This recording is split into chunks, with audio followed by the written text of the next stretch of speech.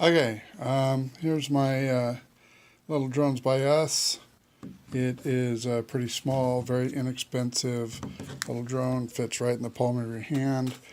So easy to fly. I learned to fly in, I don't know, 2 minutes. It wasn't bad.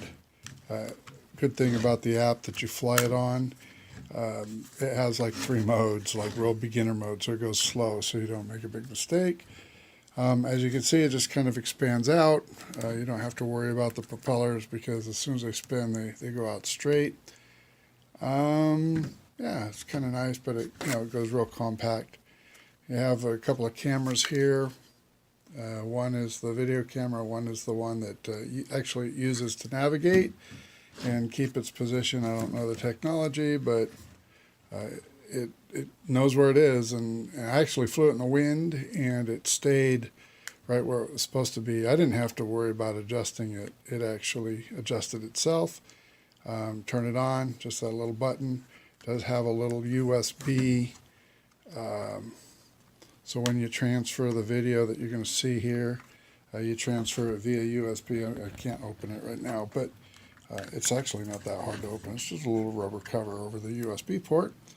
And so that's it. That's basically, you turn it on, you open up the app in your phone. On my phone, oh, see it beeps, it says it's ready.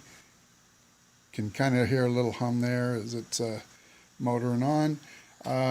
But I get a kick out of it. I put my phone in airplane mode to fly it, so I don't have a phone call or text or something like that interrupt when I'm flying.